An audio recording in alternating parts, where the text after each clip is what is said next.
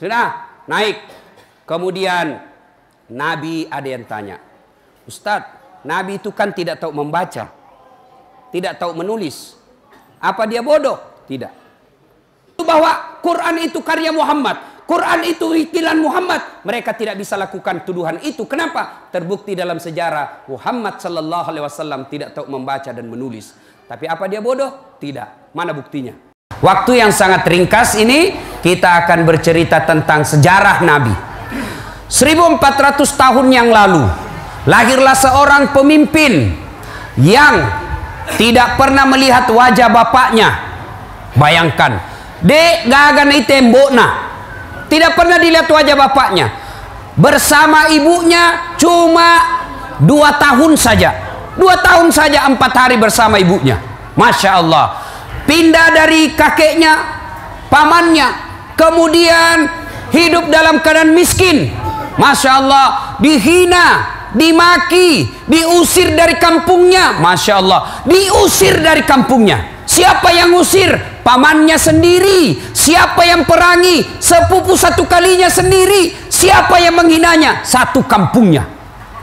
Tapi luar biasa, dalam keadaan tekanan seperti itu, dalam tekanan penderitaan seperti itu, dalam himpitan ekonomi miskin seperti itu, meskipun tidak pasang baleho, tidak pernah bikin medsos, tidak pernah punya Facebook, tidak pernah punya Twitter, tapi alhamdulillah bisa menjadi pemimpin yang bukan hanya diakui oleh umatnya, tapi juga diakui oleh mereka yang tidak menjadi umatnya.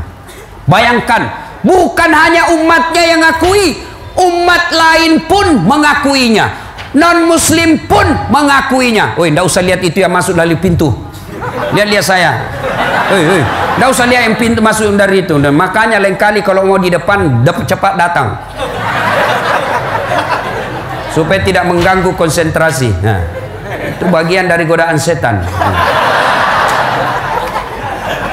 Saya karena kalau ceramah ada kegiatan lain tersinggung saya. Coba buka jendela, buka lewat pintu. Cocok ini? Buka jendela. Ya, ibu bapak, saudara-saudara sekalian, berhasil menjadi pemimpin yang bukan hanya diakui oleh umatnya. Kalau umatnya saja akui ya wajar, tapi ini luar biasa. Kenapa? Diakui mereka yang tidak umatnya. Siapa? Ketika ditulis sebuah buku yang berjudul 100 Tokoh Dunia. Yang menulis buku ini bukan umat Islam, tapi siapa yang menjadi ranking pertama di antara 100 tokoh dunia itu? Dialah Muhammad sallallahu alaihi wasallam yang malam ini kita peringati maulidnya. Rasulullah sallallahu alaihi wasallam tidak pernah melihat wajah bapaknya, tapi berhasil menjadi pemimpin yang kepemimpinannya bukan hanya diakui oleh umatnya, tapi juga diakui oleh mereka yang tidak menjadi umatnya. Nah, ibu bapak, saudara-saudara sekalian, usia beliau masih 2 bulan dalam kandungan, wafat bapaknya. Kemudian usia 4 hari setelah melahirkan, keluar dari rahim ibunya, diambil sama ibu susunya, Halimatus Sa'diyah. Dari Halimatus Sa'diyah balik usia 4 tahun, kembali ke ibunya, pergi ziarah kubur. Nah, pergi ziarah kubur bersama ibunya, ini maknanya tidak dilarang ziarah kubur. Boleh pergi ziarah kubur dengan catatan tidak meminta-minta di kuburan. Ya, boleh ziarah kubur. Saya ulang, Islam tidak melarang ziarah kubur dengan catatan datang ziarah kubur tujuannya satu, bahwa kita betul-betul juga akan meninggal, mengingat kematian. Tujuan kedua, menghindari fitnah dunia. Apa maksudnya? Jangan sampai rumah kita mewah di Samarinda seberang, rumah kita ada mobil parkir 3, begitu lewat orang di kuburannya bapak kita, rumputnya tinggi, makamnya nisannya bengkok, sudah runtuh pasirnya, sehingga menjadi fitnah dunia. Orang berkata, wih, kasihannya ini orang meninggal, rumahnya anaknya mewahnya, bagusnya rumahnya anaknya, ternyata tidak terurus kuburannya bapaknya. Itu tujuannya ziarah kubur. Jadi jangan lagi pergi minta-minta. Biasa kita itu dulu Riolo Romai, kalau selesai pengantin kita pakai baju kemeja putih, pakai songkok baru, pakai lipas sabbe. Sama itu istrinya pergi ziarah kubur ditemani bapaknya. Baru duduk di depan kubur. Nabi bilang bapaknya, oh ambo, katu kasih anakmu pure boting ilo doang ngi kasih masempo dan lekna beleng-beleng. Kenapa ada orang mati doakan orang hidup? Orang hidup doakan orang mati. Tidak boleh orang minta-minta sama orang meninggal, itu sudah mati. Ya, ada yang lebih parah. Dia bilang apa? Ada tawa kembarnya buaya. Mana ada orang manusia kembar buaya? Kalau manusia jadi buaya darat mungkin ada. Ya, tidak boleh itu percaya begitu ada orang kembar binatang. Dah ada itu. Ya, nah sudah ziarah kubur Nabi, pulang di desa bernama Afwa. Sakit ibu beliau, lalu meninggallah Siti Aminah di desa Afwa itu. Yatim Nabi. Usia Nabi yatim diambil oleh kakeknya Abdul Muttalib, usia 6 tahun. Sampai usia 8 tahun meninggal lagi, kasihan kakeknya. Coba bayangkan, tidak pernah dilihat bapaknya. Usia 6 tahun meninggal ibunya. Meninggal lagi kakeknya usia 8 tahun. Diambil oleh pamannya. Siapa nama pamannya? Siapa nama pamannya? Abu Talib, diambil sama pamannya. Usia 12 tahun Nabi mulai berdagang. Nabi dagang bersama dengan pamannya. Beliau pergi ke Syam, itulah Syria sekarang, yang dihina, yang perang sekarang. Penduduknya pergi mengungsi. Bapak-bapak kalau cinta kepada Nabi, malam ini sedekahlah untuk membantu orang-orang Syam. Sampai di negeri Syam ada seorang pendeta yang melihat tanda-tanda kenabian. Namanya pendeta Bukhaira. Ya, pendeta ini punya informasi menurut Injil. Injil menjelaskan ada 3 tanda kenabian. Satu, dia lihat, ini kemana ini anak muda di atas onta? Ada awan melindunginya. Awan anak muda di atas onta ke kanan, awan ke kanan. Dia ke kiri, awan ke kiri. Pendeta Bukhaira berkata, ini tanda-tanda Nabi ini. Tanda-tanda Nabi. Akhirnya apa? Dia panggil Abu Talib. Abu Talib, sini dulu. Agak cepuk. Tentu dalam buku tidak ada capok. Ini bahasa Bugis. Karena sini saya dengar banyak orang Bugis toh. Luar biasa ini orang Bugis. Banyak. Di mana-mana saya ketemu orang Bugis, Pak. Saya ke Biduk-Biduk banyak orang Bugis. Saya ke Pulau Kijang Sumatera banyak orang Bugis. Saya pergi Sabah Sarawak banyak orang Bugis. Sebegitu saya masuk penjara banyak juga orang Bugis.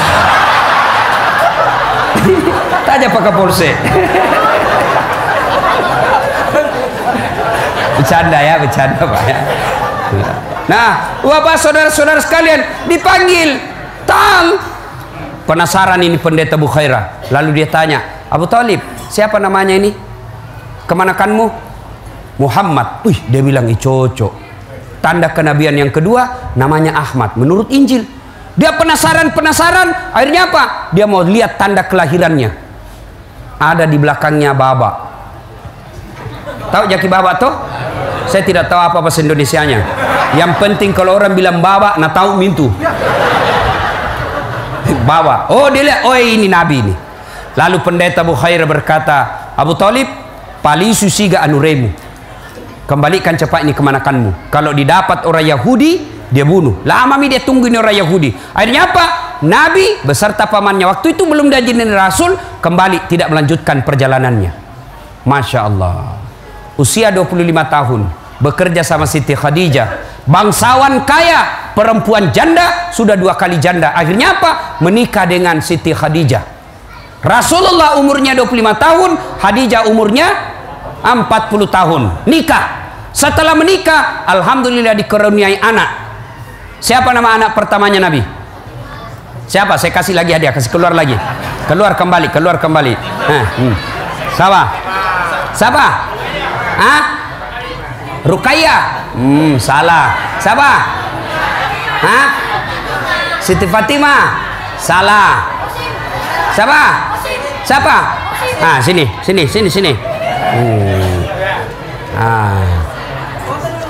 Foto cepat.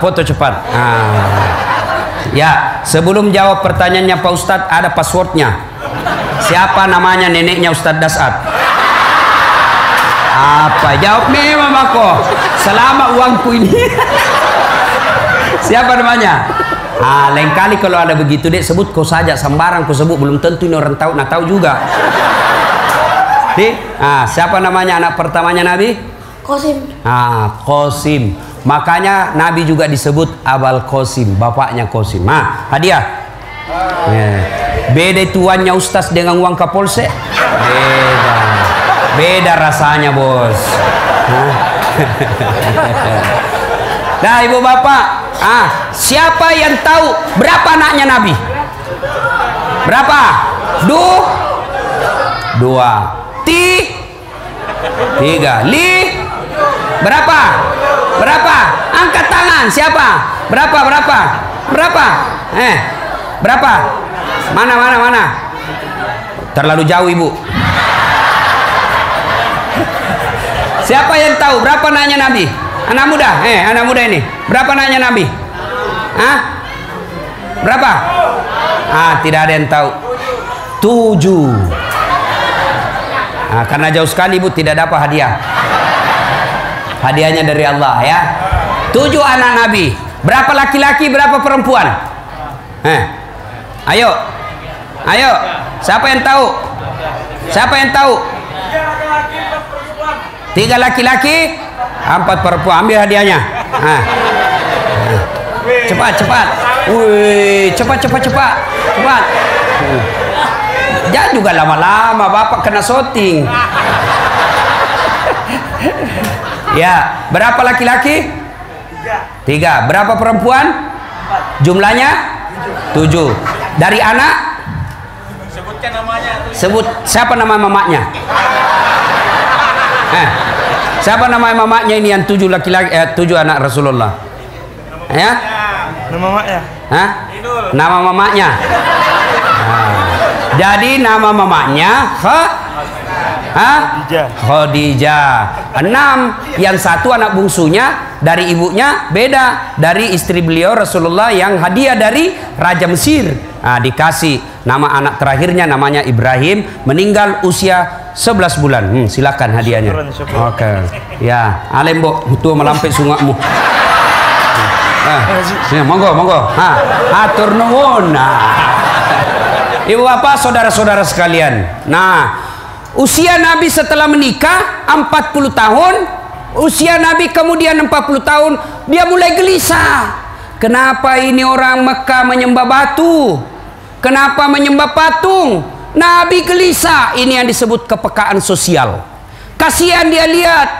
Kenapa ini kodong sekampungku na batu na sembah? Akhirnya apa? Nabi selalu merenung di gua. Siapa yang tahu nama guanya? Siapa? Gua Hira, semua tahu, jadi tidak dikasih hadiah. Merenung Nabi di Gua Hira.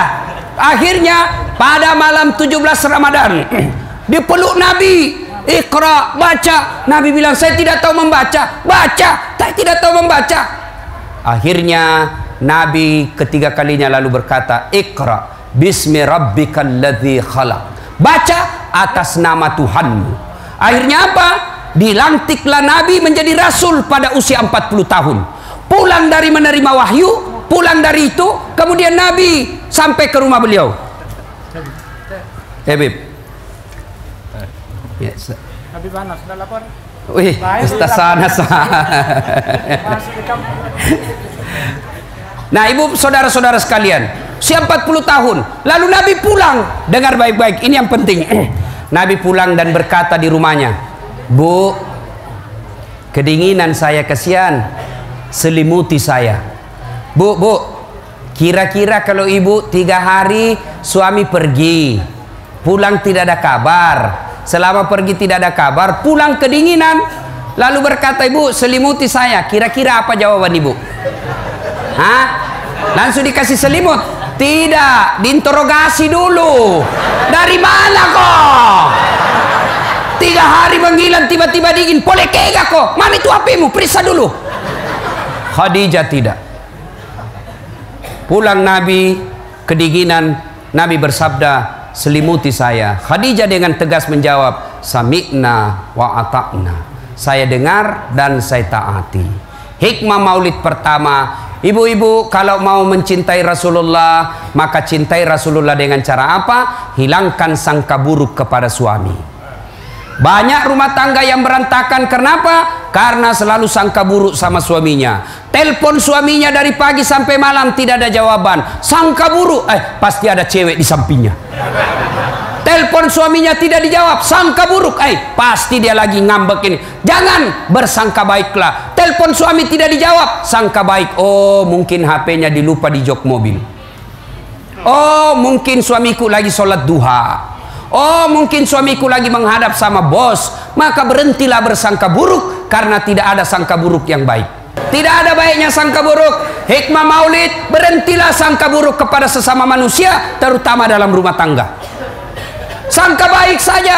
Tiba-tiba ibu lagi di rumah ngaji, masuk SMS, Bu, saya lihat suami tak bonceng cewek. Maka kalau dia wanita muslimah yang baik, maka dia jawab, alhamdulillah, berarti suami saya dapat rezeki. Dia bilang lagi yang kirim, kok bisa? Karena suamiku tukang ojek, jadi pantas dia pantas.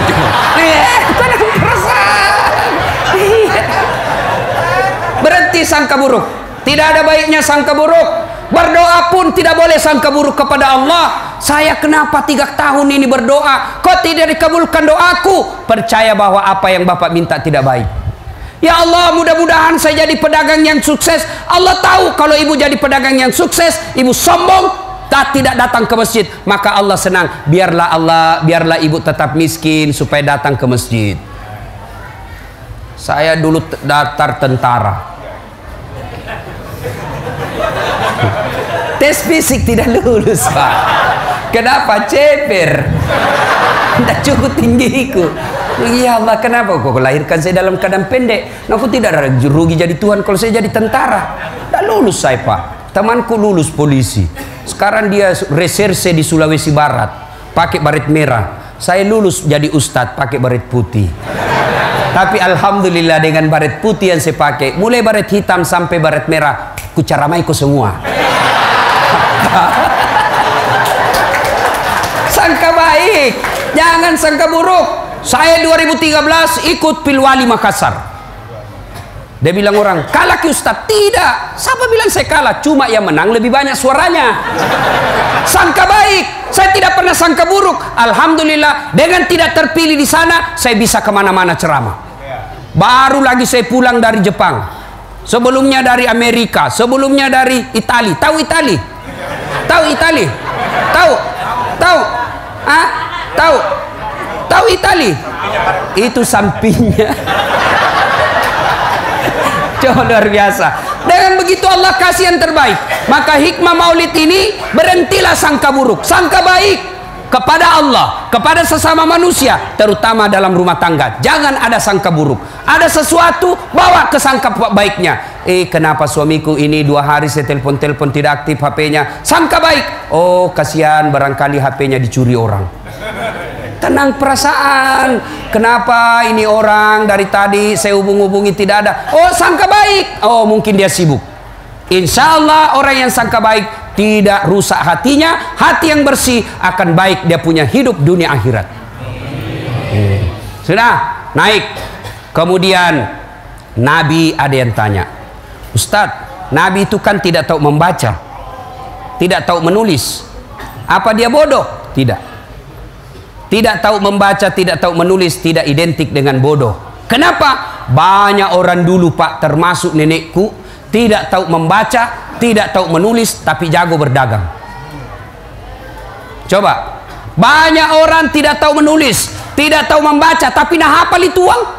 Nah tahu 10.000 ini, 20.000, dia tahu. Berarti tidak tahu membaca tidak berarti bodoh. Rasulullah tidak tahu membaca, tidak tahu menulis. Apa hikmahnya? Untuk menghindari fitnah bahwa Quran itu karya dan tulisannya Muhammad.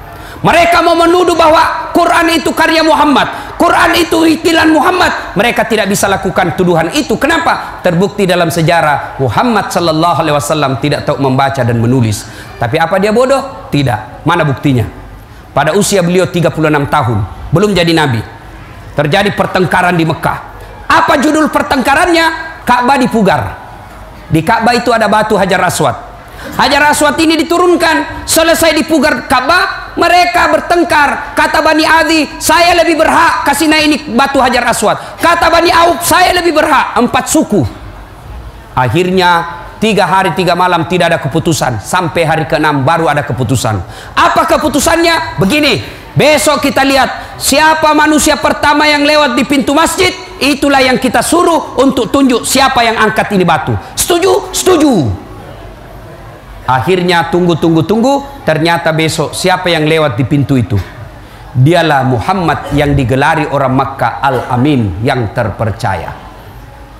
Oh, langsung dia bilang orang Makkah, cocok nih, dek nana salah, iya na cocok nih, ini orang jujur ini, tidak pernah salah-salah bicaranya ini. Baik ya Muhammad, kami ini ceritakan, kami ini berhari-hari bertengkar, tidak sepakat untuk mengangkat baju Hajar Aswad ini. Menurutmu siapa yang lebih berhak? Nabi lalu membuka serbannya. Tahu serban? Tahu serban? Dia buka serbannya. Berapa sudutnya serban? 4 sudut. Lalu Nabi buka, hamparkan serbannya. Lalu semua kepala suku yang 4, Tabe pegang sini, Kabe pegang sini, Tabe pegang sini. Sama-sama kepala suku pegang 4 suku. Lalu Nabi bersabda, daripada sampean ribut, biar saya yang angkat ini batu, kasih masuk di serban. Lalu 1, 2, 3 angkat rame-rame. Selesai itu dari bilang Nabi, ayo tempel masing-masing, pegang semua tangannya, tempel. Selesai masalah, tidak ada masalah. Ini namanya menyelesaikan konflik dengan menguntungkan semua belah. Artinya apa? Rasulullah itu cerdas, buktinya bisa mengatasi konflik tanpa ada yang merasa tersinggung. Berarti kalau kita cinta sama Nabi pada malam ini, anak tak kasih sekolah tinggi-tinggi. Ustadz, bagaimana mau sekolah Ustadz? Bapaknya hanya petani. Bapaknya petani, tapi Tuhannya bapaknya maha kaya. Jangan sampai tidak sekolah karena tidak yakin. Allah yang ngatur rezeki anak kita, bukan bapaknya. Sekolahkan anak kita. Supaya apa? Kalau umat Islam cerdas-cerdas, maka orang di luar Islam tidak berani ganggu kita. Tapi kalau kita dongo, bodoh, beleng-beleng, nah kasih bodoh-bodoh ke orang. Makanya suara tak kadangkala dibeli, kadangkala kita salah milih pemimpin. Kenapa? Karena kita bego. Maka sekolah. Oh, luar biasa itu. Ali bin Abi Thalib, ada 4 sahabat Nabi. 1, sahabat utama Nabi, Abu Bakar Siddiq. Beliau adalah orang yang paling bijaksana dalam berbicara dan mengambil keputusan. Yang kedua, Umar bin Khattab. Beliau adalah sahabat Nabi paling tegas, diberi gelar Al-Faruq, artinya paling hebat memisahkan antara yang batil dan yang haram, yang batil dan hak. Kemudian yang ketiga, Utsman bin Affan, tokoh muda kaya tapi dermawan membantu. Kemudian yang keempat, Ali bin Abi Thalib, anak muda yang cerdas. Dengan ilmu kau bisa dapat harta, tapi dengan harta belum tentu kau dapat ilmu. Mana contohnya Ustadz? Ada orang di kampungku kaya, diajarlah dia membaca karena dia tidak tahu membaca. Diajarlah membaca sama cucunya. Nah, dikasih lihatlah gambar. Jai, P tambah P SO so Pepso, D apa bacanya? Odol. Masuk lah guys.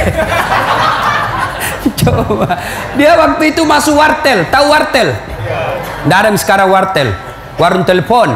Oh kaya ini pak, diambil nomor HP-nya anaknya, dia buka, langsung dia bilang halo, ambok muna, halo, halo. Dalam hatiku, bagaimana mau nyambung? Nggak pencet dulu nomornya. Saya bilang gaji, pencet dulu. Ya pak guru nak, ku pencet mi. Sudah itu, nak telepon, halo, halo. Ku bilang tak balik Haji. Kenapa? Yang di mulut nak simpan di telinga, yang di telinga simpan di mulutnya. Aku bilang Haji tak balik. Langsung dia bilang lagi loha. Oh loha. Coba ini banyak duitnya, tapi karena tidak punya ilmu, baru di Makassar mati lampu, tidak bisa berapa-apa. Coba banyak orang banyak duitnya, tapi masuk di restoran pusing. Dia bilang mana senyan riron nak, enak semua dimakan itu tadi nak, satu saja yang tidak enak, batena emak dek nak melok tama, kutelan tidak mau masuk nak. Nah bilang anaknya yang mana mbok? Nah bilang itu yang putih tipis, ternyata apa? Tisu. Ini banyak duitnya tapi tidak punya ilmu, menderita lagi ya. Sebaliknya, dengan ilmu kau bisa dapat uang. Ya, dengan ilmu kita bisa dapat uang. Dengan uang belum tentu dapat ilmu. Dan kelebihan lagi ilmu berkaitan dengan ibadah, hampir bisa dipastikan Bapak gagal dalam ibadah kalau tidak punya ilmu. Tidak tahu syarat sahnya puasa, tidak tahu syarat sahnya sholat, tidak tahu syarat sahnya ibadah yang lain, maka sholat ibadah yang kita lakukan pasti batal. Contoh ya, ada orang sholat, tidak ada ilmunya, sholat takbir, aneh-aneh takbirnya, dia begini, Allah, begini, takbirnya begini, saya bilang, kadang-kadang baik. Lain juga ilmu nak kuliah ini aja. Saya datangi, saya itu kelemahan saya. Kalau ada saya lihat aneh-aneh, saya tidak puas sebelum saya tanya. Saya tanya lah itu. Garo. Apa dia bilang anu nak? Saya tulis Allah.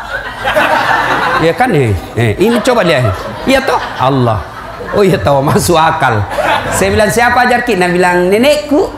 Aku bilang nenekmu Nabi. Coba. Itu. Ada lagi yang takbir begini. Allah. Dia kan begini. Saya tanya apa lagi itu? Nah bilang satu Tuhan. Oh ya masuk akal. Mana dalilnya? Tidak ada. Bisa juga saya bilang satu istri tetap satu. Tidak boleh. Ada lagi orang sholat ibadah di sampingnya orang tua, dia kasih goyang jari-jarinya. Ini anak muda tidak mau kalah, nak kasih kencang. Saya tanya kenapa begitu? Karena ini sudah tua Ustaz Lobek nih. Saya masih full cas. Anda boleh. Ibadah kita bisa berantakan kalau tidak punya ilmu. Dan kita beribadah dengan susah karena tidak punya ilmu. Ada pernah suatu ketika saya ceramah bahwa kalau Ramadan itu siang saja yang tidak boleh berhubungan istri, malam boleh. Selesai ceramah datang lah ini bapak-bapak. Ustaz serius Ki? Maksudnya apa Pak? Kalau malam boleh? Boleh. Yang tidak boleh itu azan subuh sampai azan maghrib. Azan maghrib sampai azan subuh boleh. Serius? Iya, Nabi bilang. Masya Allah Ustaz, saya sudah 6 tahun biar malam tidak juga. Saya bilang, kadongok kok. Ya, kebelajar. Ya, hari Jumat berapa banyak orang nanti di akhirat tidak punya pahala Jumat. Kenapa? Karena dia datang saat khatib sudah Assalamualaikum. Dia bisa lakukan ini. Kenapa? Karena dia tidak punya ilmu. Dia datang sholat Jumat, paling terlambat datang, paling cepat pulang. Mau masuk, dia bilang tunggu dulu, masih bisa habis 2 batang ini. Jangan ketawa, saya serius ini. Ada perokok di sini? Ada? Ada? Berhentilah Pak. Bapak kalau tidak bisa nyumbang Palestina, sumbang dengan cara apa? Berhenti merokok. Apa hubungannya Ustadz? Itu rokok, pabrik rokok yang ada di Indonesia, semua pemilik sahamnya orang Yahudi. Tahu Yahudi? Itulah yang tembaki kasihan orang-orang Islam Palestina. Masih kecil, bayangkan Pak, saya pernah lihat tayangan medsos, anak-anak kecil di baris usia-usia belasan tahun dia geret lehernya. Tidak bisa melawan. Bayangkan, diperkosa mamanya di depannya, diperkosa saudara perempuannya di depannya. Untuk apa? Meruntuhkan mental orang Islam. Supaya apa? Mereka tidak berani dan malu menjadi orang Islam. Siapa yang lakukan itu? Yahudi. Dan apa bisnisnya Yahudi di Indonesia? Itu rokok. Berhenti merokok Pak. Kalau Bapak mau perang sama orang Yahudi, berhenti merokok. Bangkrut mereka kalau Bapak tidak merokok. Bayangkan berapa Bapak beli satu hari, kali 1 bulan, kali 1 tahun, dan 20% dari harga rokok yang Bapak beli langsung dikirim ke Israel untuk membantu peralatan senjata mereka. Jadi Bapak merokok, kita tembaki orang Islam itu secara tidak langsung. Berhenti merokok. Kalau tidak bisa berhenti merokok, silahkan pegang rokok, tapi jangan kasih ketemu api. Satu itu saja kita pegang-pegang.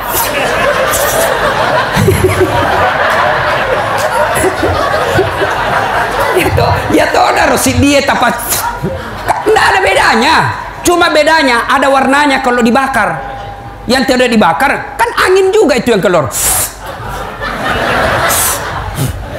Kan sama, cuma ada warnanya kalau ada rokoknya. Ya sudah, kalau Bapak tidak bisa merokok, berhenti ya begini saja. Ya kok ketawa, serius saya ini bos. Ya, Kalau bapak cinta sama Nabi, berhentilah merokok. Sudah, tidak usah panjang cerita. Kalau bapak betul-betul cinta sama Nabi tamat tahun ini, wujud konkretnya nyata, berhenti merokok. Tidak ada hadis yang menjelaskan Nabi merokok. Ada bapak pernah dengar Nabi menunggu sahabat yang datang sambil merokok 2 batang? Tidak ada. Saya juga biasa langsung ilfil kalau lihat ustadz ada merokok. Aduh, tidak masuk akal saya juga itu biasa. Dia berhenti. Mohon maaf kalau ada di sini. Mohon maaf. Ini tujuannya dakwah. Kalau tidak bisa berhenti, bangun sholat tengah malam. Ya Allah, berikan saya kemampuan. Hindari kecanduan ini. Tanpa bimbinganmu ya Allah, saya tidak bisa berhenti. Ya Allah, saya berhenti. Saya niatkan tabungan uangku. Saya mau pergi ke Baitullah bersama Ustaz Das'ad. Sini nih, daftar cepat sama saya. Ibu bapak, saudara-saudara sekalian, sudah, berhentilah. Nah, selanjutnya, usia Nabi makin uzur. 12 Rabiul Awal, hari Senin, tahun ke-11 Hijriah. Rasulullah SAW sakit. Rohnya Nabi cabut naik ke atas meninggalkan telapak kaki. Dingin betis beliau sampai ke paha, sampai ke perut, sampai ke dada, sampai ke kerongkongan. Ketika hari kebangkitan, dibangkitkan Nabi. Nabi manusia pertama yang dibangkitkan. Dia gosok matanya, begitu bangun berhadapan dengan Jibril. Lalu Nabi berkata, "Ya Jibril, hari apa ini?" Jibril menjawab, "Ini hari kebangkitan."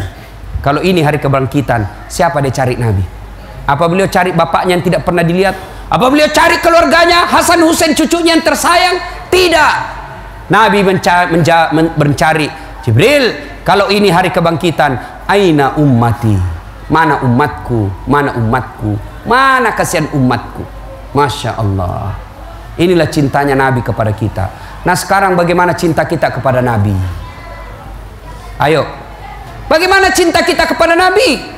Nabi jelaskan, sepelit-pelit di antara kalian, dia dengar namaku disebut, dia tidak bersalawat kepada aku. Kita biasa dengar Nabi Muhammad salawat tidak ikhlas. Muhammad sallallahu. Apa artinya itu, bos? Nabi Muhammad sallallahu. Panas saya cikali. Allahumma salli ala Sayyidina Muhammad wa ali Sayyidina Muhammad. Pak, bayangkan kecintaannya Nabi kepada umatnya ketika beliau dilempari di Taif. Datang malaikat menawarkan bantuan. Jibril berkata, "Tak lewat-lewat mana nih pak kampungnya? Keterlaluan mereka satu kampung ya Muhammad. Allah utus saya. Kau berdoa saja, saya timpakan mereka, saya hancurkan satu kampung." Mendengar ini, apa kira-kira jawaban Nabi? Misal nih, saya dilempar, dimaki, dilempar sampai jatuh gigiku. Datang Pak Kapadandim. Bagaimana Pak Ustaz? Tembak, hancurkan satu kampung. Tapi Nabi tidak. Apa jawaban Nabi? Ya Jibril, kalau hari ini Allah ingin mengabulkan doaku, saya hanya berdoa kepada Allah, ya Allah berikan mereka hidayah orang-orang Taif. Mereka melempari saya karena mereka tidak tahu apa yang saya bawa buat mereka. Akhirnya Allah mengabulkan doanya. Sampai sekarang dari semua kampung yang pernah saya lalui, saya pernah datangi di Saudi, Taif, orangnya akhlaknya baik-baik. Nabi doakan mereka baik akhlaknya. Nah, itulah cintanya Nabi kepada kita. Nah kita sekarang mana cinta sama Nabi? Tulis saja nama Nabi kita malas. Namanya Muhammad Jabbar, namanya Muhammad Faisal. Apa kita tulis Muhammad? Tidak, kita tulis saja M Faisal. Apa itu M? Makan. Apa itu M? Minum. Apa itu M? Mabuk. Tidak, tulis yang lengkap, Muhammad Faisal. Jangan kau tulis-tulis ringkas itu nama Muhammad. Muhammad Faisal, M Faisal, atau biasa juga tulis Mu. Apa itu Mu? Marah Nabi itu kalau namanya dirusak-rusak begitu. Tulis yang lengkap, Muhammad Faisal. Lebih Faisalnya kau ringkas, Muhammad F.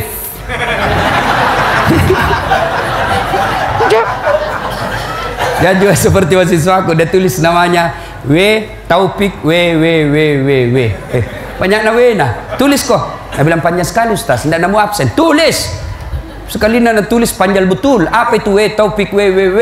Ternyata apa? Wabillahi taufik wal hidayah.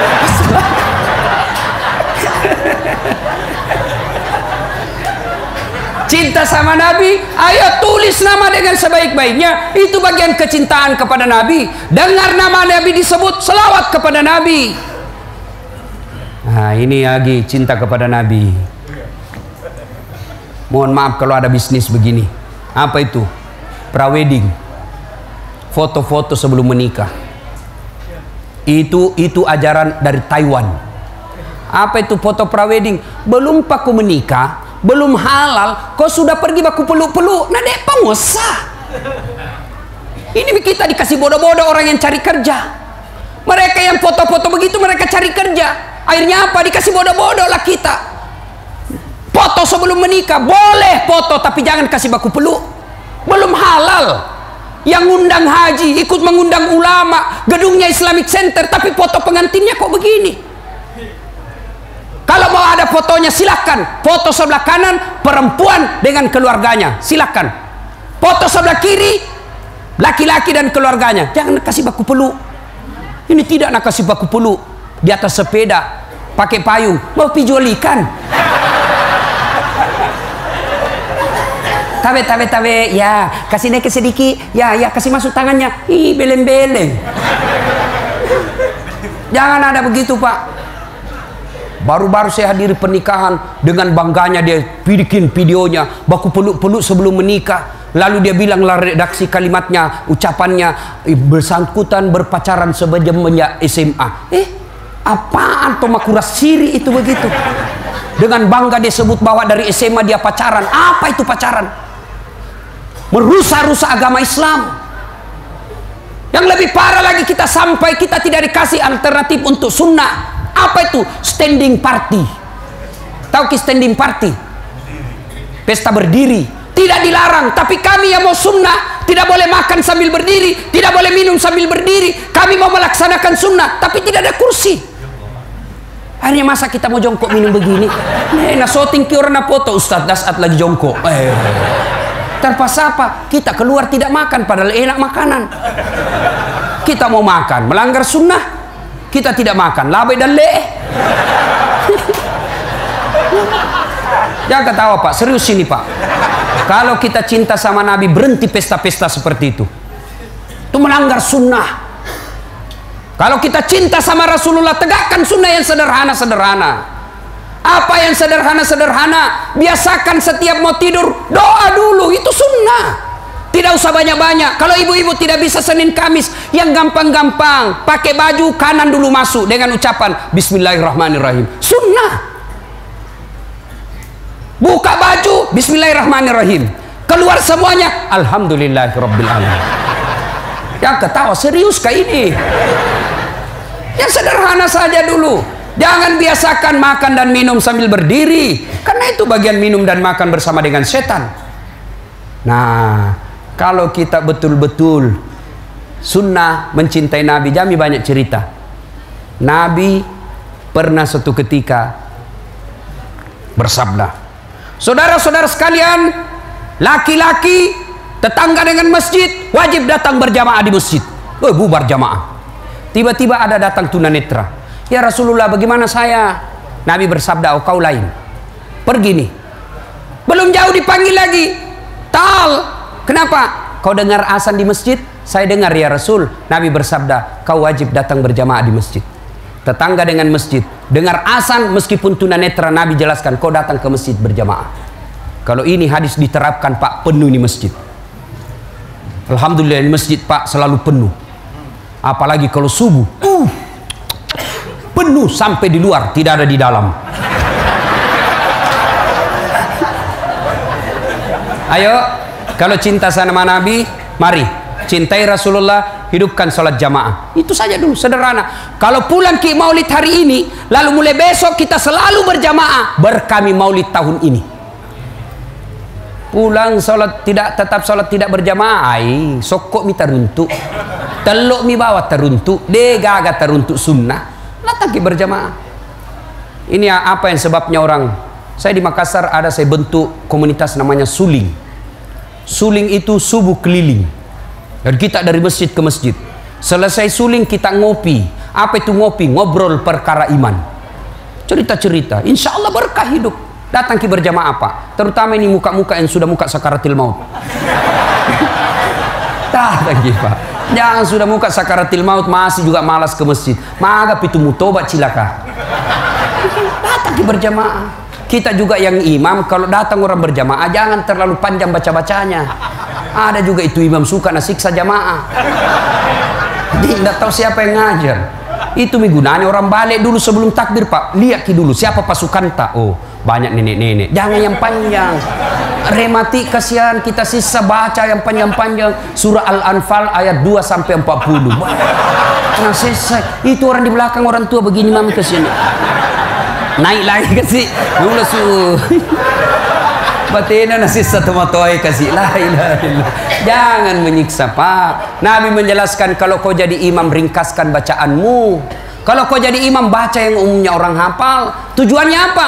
Kalau ringkas orang tidak menghayal. Ya, ini tidak. Mau ki ikut. Tidak dihafal. Mau ki ruku. Belum mulai ruku imam terpaksa dibaca semua pengumuman. Matikan handphone. Coba, sudah dibaca lagi saldo kas, pemasukan. Dia baca semua, Pak. Sudah dibaca itu bajunya lagi orang dia baca. Persatuan Guru Republik Indonesia, cabang Samarinda seberang. Semua dibaca. Siapa yang salah? Imam. Ringkaskan. Yang kedua kata Nabi, baca yang umumnya orang hafal. Tujuannya apa? Supaya orang bisa ikut. Coba kalau imam baca Qul huwallah, biar anak-anak ikut. Begitu imam baca surah Al-Anfal ayat 2 sampai 40, dia husuk dengan bacaannya, kita menghayal di belakang. Begitu salah imam, ewa ya lemu. Siapa mau bantu kau ndak dihafal, Bos? Ada tiba-tiba sholat, lu ndak ada tahu sambungannya, karena ada cicak jatuh dekat kepalanya, stres. Orang stres ndak tahu apa sambungannya, hening, suasana semua diam. Nah bilang ini, imam, tolong bantu di belakang. Dia bilang di belakang, saya juga tidak tahu. Tiba-tiba ada yang berteriak, dia bilang kalau begitu ya sudah, Allahu Akbar. Ayo, ayo. Siapa yang salah? Siapa salah? Siapa? Imam. Maka kalau imam salah, kacau barisan. Waktu saya dulu SMP ini di kampung, sujud imam, lama sekali sujud. Ada temanku langsung angkat kepalanya, langsung, ih, lenyap imam.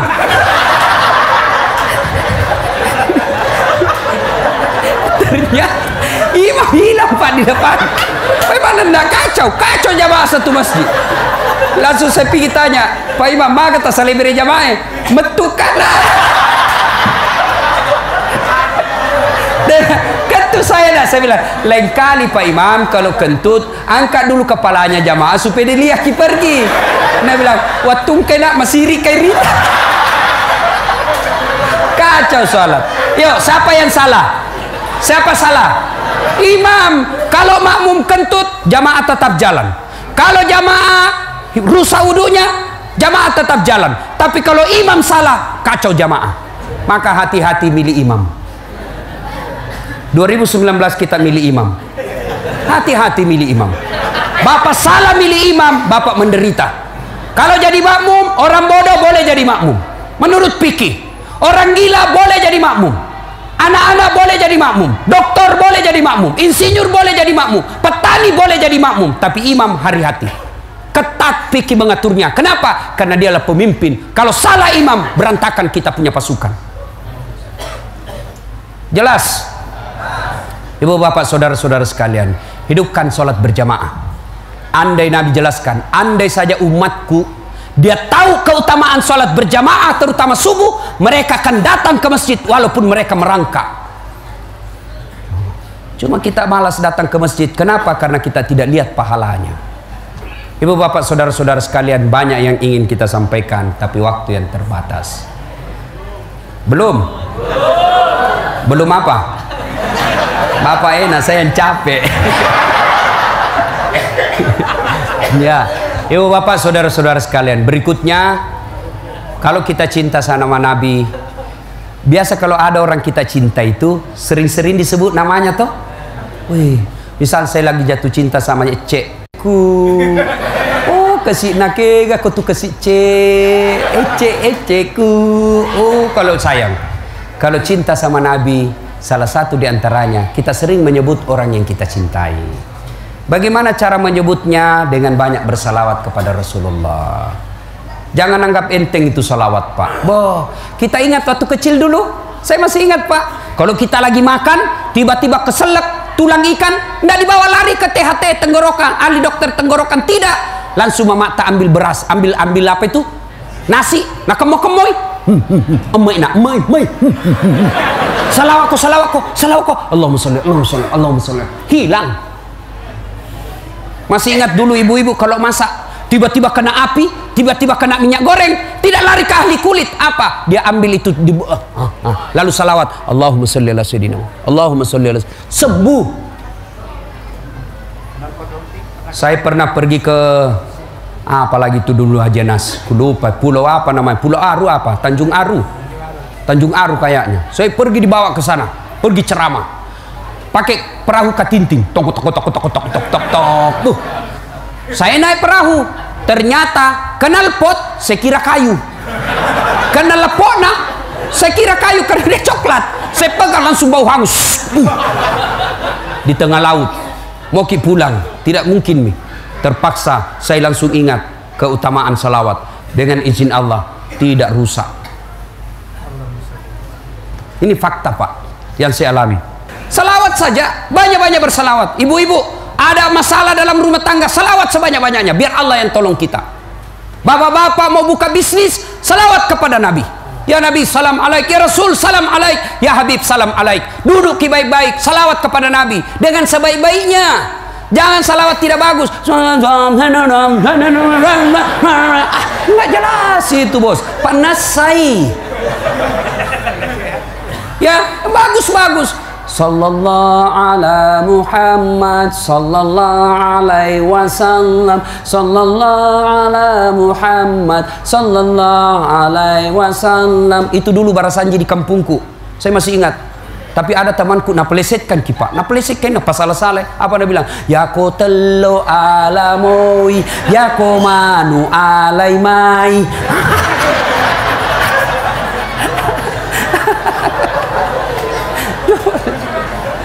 Ayo, banyak-banyak bersalawat, Pak. Coba. Adik-adik, oh ini yang saya alami. Saya ujian S3. Itu orang ujian di universitas tempat saya kuliah paling cepat 3 jam. Cepat 3 jam. Saya mau ujian, masuk ke ruang ujian, saya telepon ibuku, "Mak, ilo doang enggak, Mak? Tatik serah letuk tatik 10 di." Wih, lampe patuh. Dari jam 9 sampai jam 11. Wih, panjang betul. Saya bilang, selesai ki, berdoa, salawat ki saja sebanyak-banyaknya. Saya pun sebelum masuk saya salawat sebanyak-banyaknya. Orang umumnya 3 jam, saya tidak sampai 45 menit saya sudah keluar. Adik-adik nih, salawat, yakinkan kecintaan kita kepada Nabi. Jangan anggap remeh itu, Pak. Salah satu sebab Allah juga marah di negara kita kalau kita lecehkan ulama. Pewaris Nabi bukan presiden, pewaris Nabi bukan menteri, pewaris Nabi bukan gubernur, pewaris Nabi bukan jenderal, pewaris Nabi al-ulama'u warisatul anbiya. Ulama adalah pewaris para nabi. Berterima kasihlah kepada ulama. Dengan cara apa? Cintai ulama kita. Kita bisa tahu bagaimana cara sholat karena ulama. Kita bisa tahu bagaimana puasa bukan karena ajaran dari polisi dan tentara, bukan ajaran presiden kita, tapi siapa? Ajaran dari ulama kita. Maka marah Allah kalau ulama kita lecehkan. Kalau Allah marah, tunggu mina gocak ko. Ibu bapak saudara-saudara sekalian, salah satu cinta kepada Nabi, pelihara ulama, pelihara warisannya. Ada 3 cara mencintai orang Rasulullah. Orang biasa kalau kita cintai satu selalu disebut namanya. Maka caranya apa? Banyak-banyak bersalawat. Ya Nabi salam alaika, ya Rasul salam, salam alaika, ya Habib salam alaika, salawatullah alaika. Itu model orang-orang tua yang syahdu. Kalau model anak muda milenial lagi jogging, salawat. Salatullah salamullah ala toha rasulillah, salatullah salamullah ala yasin habibillah. Itu gaya-gaya anak muda.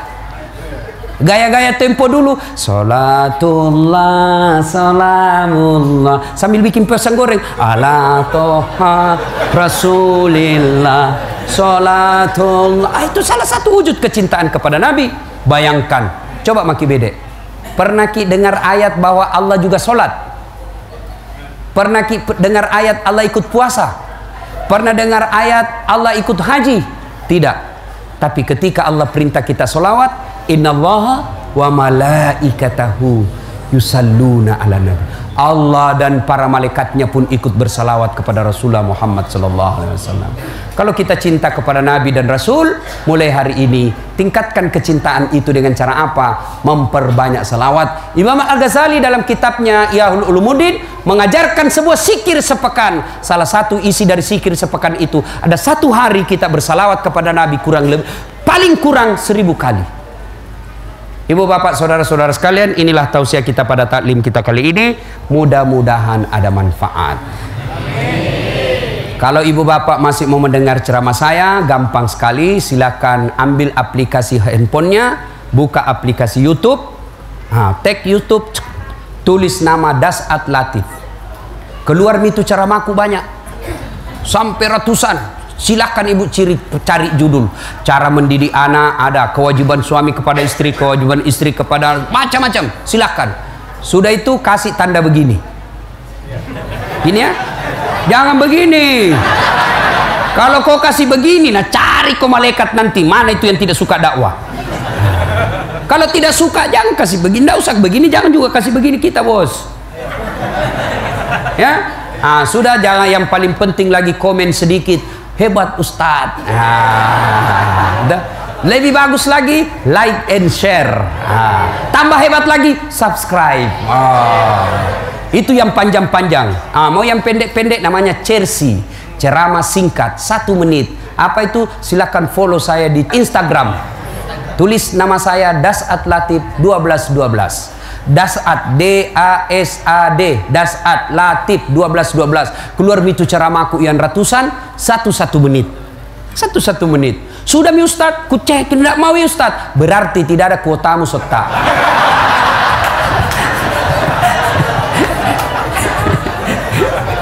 Demikian, mudah-mudahan ada manfaat. Sebelum kita akhiri, mari kita kirimkan suratul Fatihah kepada Rasulullah Muhammad sallallahu alaihi wasallam. Khasiat dan keutamannya kita ikhlaskan untuk Nabi dan para sahabat dan untuk kita semua. Al-Fatihah.